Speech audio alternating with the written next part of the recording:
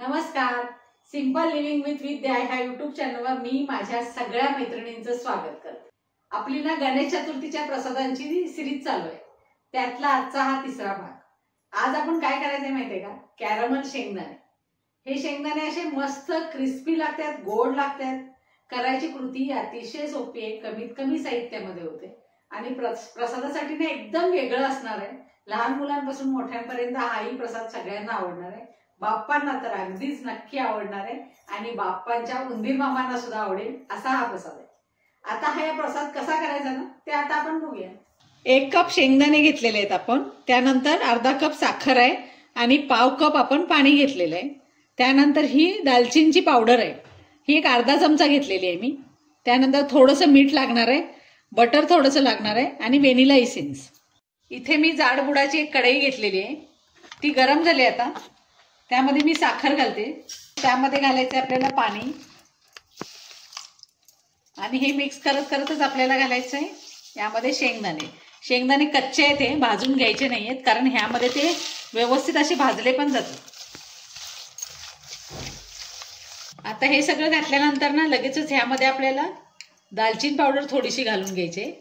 ह्याच्यामुळे ना स्वाद येतोय, फक्त बाकी काही नाहीये. छान स्वाद येण्यासाठी आपण ही दालचिनी पावडर घालायची. तुम्हाला जर नसेल घरात किंवा स्किप करायची असली तरी करू शकते, काय प्रॉब्लेम नाही. आणि किंचित असं मीठ. त्यानंतर घालायचं आपल्याला थोडंसं बटर आणि आता हे मिक्स करायला चालू करायचंय आपल्याला. ह्याला उकळी आले. आता ह्यामध्ये आपल्याला हे व्हॅनिला इसेन्स आहे ना त्याचे 2-3 थेंब घालून घ्यायचे आणि हे एकसारखं हलवायला चालू करायचं. आता गॅस आपला बारीकच आहे, गॅस अजिबात मोठा करायचा नाही, कारण साखर तर आपली विरघळून पुन्हा ती ड्राय झाली पाहिजे. त्याचबरोबर आपले शेंगदाणे व्यवस्थित असे भाजले गेले पाहिजे. त्यामुळं आपल्याला गॅस मोठा ठेवून चालणार नाही, कारण साखर पटकन ड्राय होईल पण शेंगदाणे आहेत ते कच्चेच राहतील. हे बघा, आता ही साखर ड्राय व्हायला चालू झाली आणि ही साईडला जी आहे ना ती मध्ये घेत राहायची सतत साखर, नाहीतर ती कढईमध्येच राहते साईडला चिकटून एकदम. आपल्याला ही शेंगदाण्याच्या वर कोट झाली पाहिजे साखर. त्यासाठी सतत हलवताना लक्षात घ्यायचं की साईडला जे गेलेलं आहे त्याला मध्ये घेऊन व्यवस्थित त्याच्याबरोबर मिक्स करायचंय. आता एकसारखं पटपटपट आता हे करायचं. मी गॅस एकदाही मोठा केलेला नाहीये, पूर्णपणे बारीक ठेवलेला आहे. त्यामुळं करपण्याची क्रिया होत नाही आणि व्यवस्थित ते कॅरमल शेंगदाणे होत जातात. आता सुरुवातीला तर फक्त आपली साखर ड्राय होणार आणि मग ती झालेली ड्राय साखर आहे ना ती आपल्याला कॅरमल करून घ्यायची आहे पुन्हा एकदा. ही आता फक्त ड्राय झाली आपली साखर म्हणायची. हे हलवताना एक लक्षात घ्या, तुमच्याकडे जो चमचा असेल ना त्यानं उलातनं वगैरे की ज्यानं आपल्याला ही साखर तळातली आहे ती काढून घेता येईल अशी व्यवस्थित, कारण ह्या साखर आता कॅरमल व्हायला चालू होईल आता थोडंसं. ते बघा, हे बघा, हे लक्षात घ्या तुम्ही, ही साखर आता पुन्हा पातळ व्हायला चालू झाली, म्हणजेच कॅरमल होणार आता ही साखर.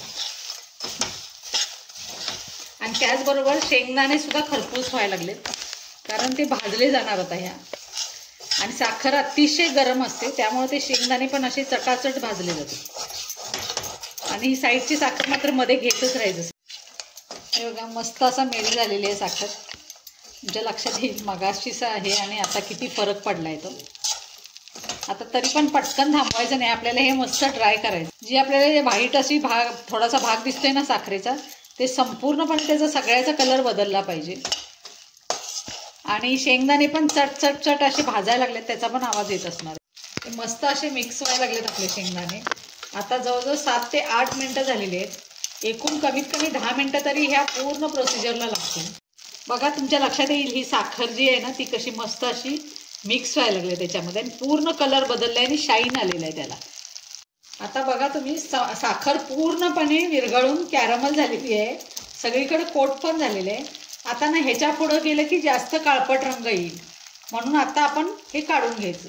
आता आपण ह्या एका स्टीलच्या ताटामध्ये काढून घ्यायचं आहे. ताटाला काही ग्रीस वगैरे केलेलं नाहीये, फक्त थंड करायसाठी म्हणून आपल्याला हे असं काढून घ्यायचंय आणि हे पसरायचे.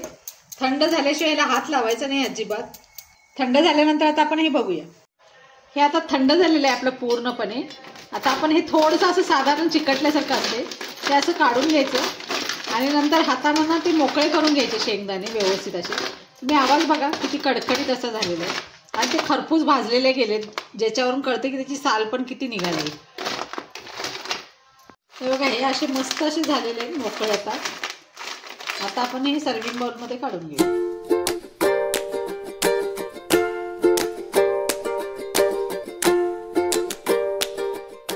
हे आपले कॅरमल शेंगदाणे तयार झालेले आहेत.